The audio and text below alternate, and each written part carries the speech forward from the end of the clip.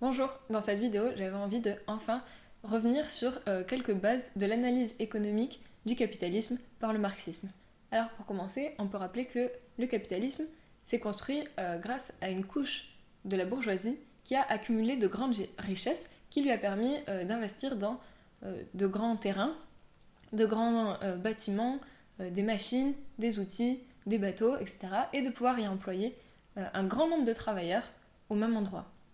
Ce qui a permis une très grande hausse de la productivité, du nombre de productions par entreprise par rapport au petit commerce artisanal de la période féodale. Donc on a d'un côté les capitalistes, la bourgeoisie, qui possèdent les moyens de production, et de l'autre côté la classe ouvrière, les travailleurs, le prolétariat ou le salariat tout simplement, on peut l'appeler comme on veut, ce sont les personnes qui doivent vendre leur force de travail pour vivre, pour essayer de gagner un salaire. Sauf que pour faire perdurer leur commerce, les capitalistes doivent dégager du profit de leur production. Sauf que, en fait, dans leur investissement, on peut voir qu'il y a une partie qui ne va pas vraiment bouger. C'est l'investissement dans les machines, dans le loyer, dans les outils, dans les matières premières. Ça, on peut éventuellement faire baisser le prix en baissant les salaires des personnes qui ont premièrement produit ces machines, outils, etc. Mais en fait, c'est un prix qui est relativement immuable. Et c'est ce qu'on appelle le capital constant. Donc le seul moyen pour les capitalistes de baisser le coût de leur investissement, c'est de baisser les salaires de leurs propres employés. Ce salaire-là, c'est ce qu'on appelle le capital variable, justement, parce qu'il peut être modifié. C'est ainsi que, tandis que les travailleurs vont produire de la richesse en transformant la matière en marchandises, ils vont être payés que le minimum pour vivre, pour pouvoir avoir la force de revenir travailler le lendemain, pour pouvoir élever et créer des enfants qui reprendront leur place dans la société une fois qu'ils seront morts, et pour aussi avoir un niveau de vie qui leur permet ce travail. Par exemple, s'ils ont besoin d'acheter une voiture pour aller au travail, il faut qu'ils aient le salaire nécessaire pour cela.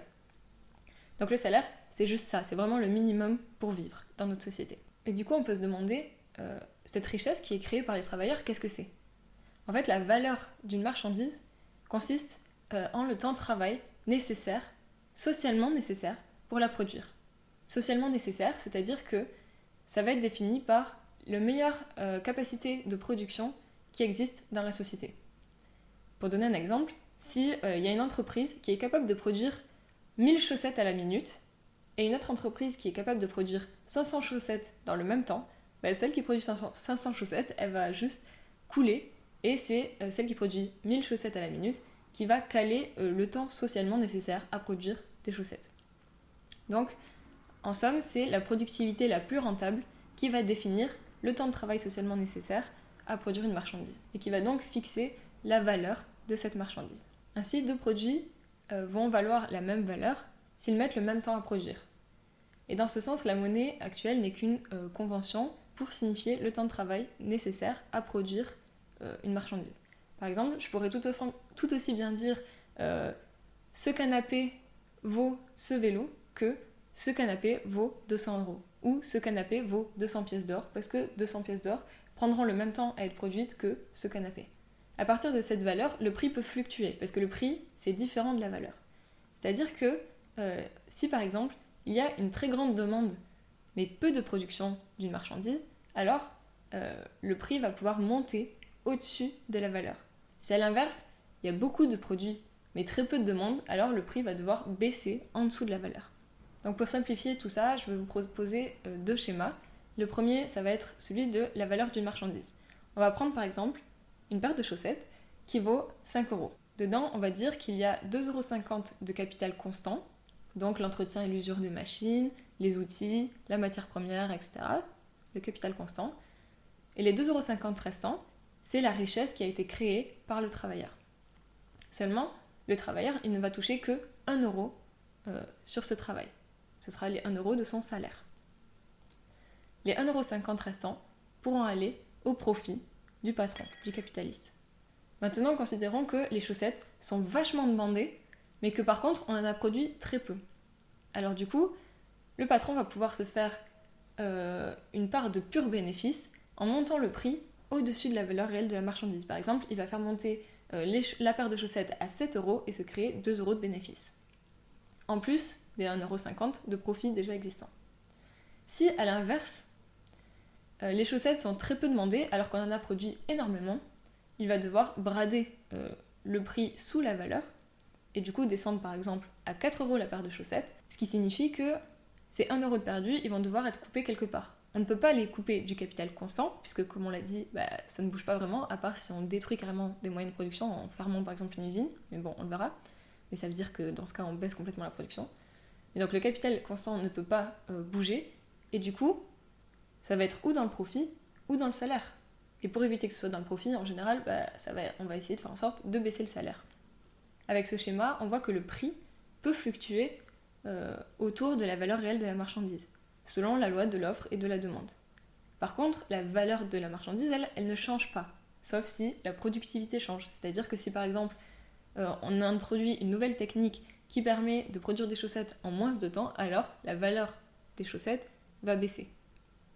Et en général, du coup, le prix aussi. Maintenant, voyons un deuxième schéma, cette fois sous l'angle d'une journée de travail. Supposons qu'un employé travaille pendant 8 heures par jour, et que dans ces 8 heures de travail, il produise une richesse d'une valeur de 160 €. Il produit donc 20 € de richesse par heure, seulement son salaire va être d'un montant de 10 € de l'heure. Il va donc être payé 80 € la journée, et on voit ici qu'en fait, au bout de 4 heures, il aura produit l'équivalent du montant de son salaire de la journée. Pourtant, il va continuer de travailler. Ce travail en plus, c'est ce qu'on appelle le surtravail, et c'est ce qui permet au patron de dégager du profit. Avec ce schéma, on voit bien que le travailleur, il vend sa capacité à travailler, et non pas son temps de travail. C'est-à-dire que pour le patron, en fait, son intérêt, c'est de le faire travailler le plus longtemps possible pour le moins cher possible, le minimum de salaire, pour dégager le maximum de profit, et de lui donner juste suffisamment pour qu'il revienne travailler. A l'inverse, le travailleur, lui, les travailleurs, en fait, tous ensemble, ils vont mener une lutte pour travailler moins et être payés plus. Et en général, c'est le résultat de cette lutte qui donne le montant des salaires. Mais cette lutte-là, en fait, c'est tout simplement la lutte des classes.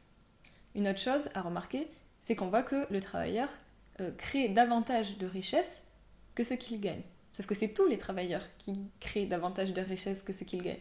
Sauf qu'à la fin, ça signifie qu'il y a beaucoup plus de marchandises que ce que tous les travailleurs sont capables de racheter. Et ça, c'est important. En fait, le problème, c'est que sous le capitalisme, il n'y a pas de planification. C'est-à-dire que les capitalistes, ils vont pas s'asseoir tous ensemble autour d'une table à se dire, bon, qu'est-ce qu'on a besoin de produire, en quelle quantité, ah ok, bon, toi tu fais ça, toi tu fais ça, toi tu fais ça, etc. Non, en fait, sous le capitalisme, c'est chaque capitaliste qui travaille pour lui, qui produit pour lui un maximum de marchandises. Il produit le plus possible et ensuite, il essaye de vendre le plus possible sur les marchés. Donc en fait, c'est quasiment déconnecter la production et la vente ensuite. C'est on produit un max et après, on fait en sorte d'essayer de choper le plus de débouchés possible. Et c'est la guerre entre les capitalistes pour avoir, parce que tout le monde ne pourra pas vendre en fait toute sa production. Puisque comme on l'a vu, il n'y a pas assez de richesse dans la société pour racheter tout ça. Donc le marché mondial est inondé de marchandises, bien plus que ce que les gens ont la capacité de racheter. Et ça, c'est la surproduction. C'est complètement inhérent au système capitaliste. Donc à la fin, tout le monde ne pourra pas vendre toute sa production et tout le monde ne pourra pas dégager suffisamment de profit. Donc ceux qui ne feront pas assez de profit, tout simplement, ils vont couler. Parce que pour les capitalistes, c'est absolument primordial d'engranger le maximum de profit possible pour entretenir son commerce, pour investir dans de nouveaux marchés, pour se faire de la publicité, etc. Donc il doit récupérer du profit sur sa production. S'il donnait tout l'argent créé par le travailleur au travailleur, il n'aurait plus de profit. Et donc, il se ferait noyer par la compétition du marché. Comme on l'a dit, pour dégager le maximum de profit, le capitaliste va devoir baisser le plus possible les salaires. Au final, la compétition entre, par exemple, 2 usines de chaussettes va se gagner à celui qui engendre le plus de profit possible, puisque ça lui permettra de racheter ses concurrents, de se payer le monopole sur un marché, de se créer beaucoup de publicité, etc. Et ce qui signifie celui qui baissera le plus ses salaires. Quand il y a surproduction, la production n'est plus rentable. Donc si l'entreprise ne veut pas couler, il faut absolument qu'elle trouve un moyen de se dégager quand même du profit. Quand une entreprise isolée n'arrive plus à dégager du profit, eh bien c'est juste une entreprise qui fait faillite et qui laisse la place à d'autres entreprises. Bon. En revanche, quand tout un secteur ou quand toute l'économie commence à rentrer dans une phase de surproduction et n'arrive plus à trouver de solution, on entre dans une crise de surproduction. Pour faire face à ces crises, les capitalistes ont plusieurs options. En général, ils commencent par baisser les salaires pour augmenter la part de profit et essayer de sauver leur entreprise. Sauf que plus on baisse les salaires, plus on baisse la demande. Donc c'est un peu un cercle vicieux. Une autre option, qu'en général on connaît très bien, surtout depuis la crise de 2008, c'est demander de l'argent public.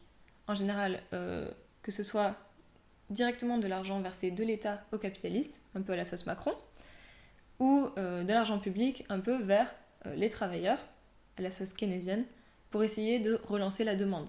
Sauf qu'en fait, l'argent public, il vient pas de nulle part. Il vient des taxes, des impôts.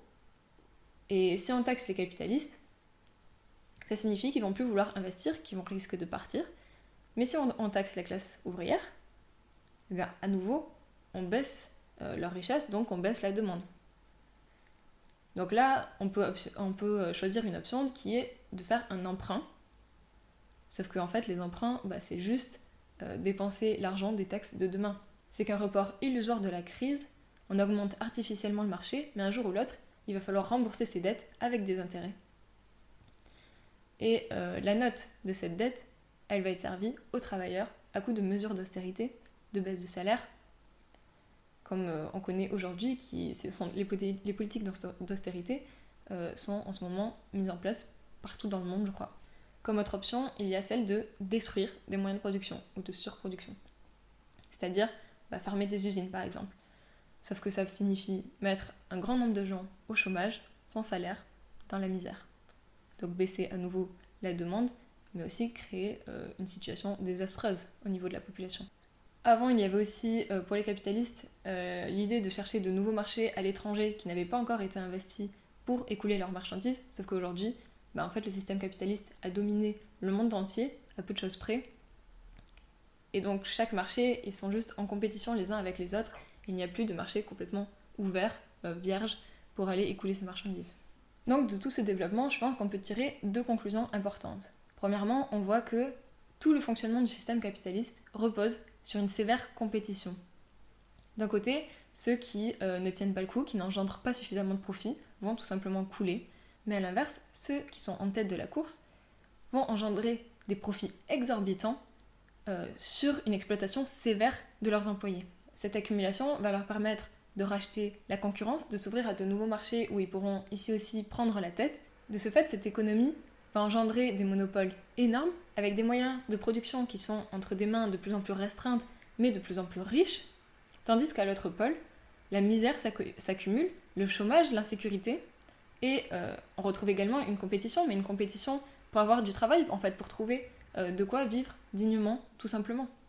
Ici, on voit que c'est le capitalisme qui a en réalité la véritable loi de la jungle. Et au final, le prolétariat grandit même en nombre, puisque toutes les personnes qui font partie de la petite bourgeoisie, ou même de la moyenne bourgeoisie, vont tomber dans le salariat en se faisant écraser par le marché. Ma deuxième conclusion, c'est que ce système n'a tout simplement pas d'issue positive. Il est dans une espèce de cercle vicieux infernal. Malgré tout, il ne va pas s'effondrer tout seul. En tout cas, pas en emportant avec lui toute l'humanité et en priorité les travailleurs, et même les couches les plus opprimées et les plus défavorisées des travailleurs. Donc c'est à nous de nous organiser pour le renverser, pour mettre à la place une société plus juste et plus sensée. Comme on l'a vu, le capitalisme est une bataille constante entre le profit et les salaires.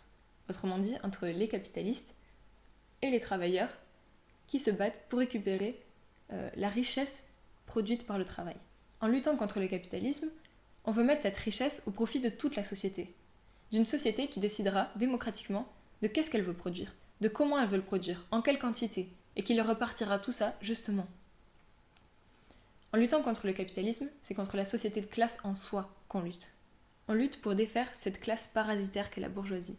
On lutte pour le communisme, qui est une société où la population s'organise sans domination d'une classe sur une autre, mais par une véritable démocratie ouvrière. Et je dis parasitaire car si les capitalistes ont eu, à un moment donné dans l'histoire, un rôle progressiste, en apportant de grandes innovations, en augmentant énormément la productivité, nos capacités de production, la technique, aujourd'hui, c'est plus qu'une couche qui pompe la richesse créées par les travailleurs pour se maintenir dans leur classe privilégiée.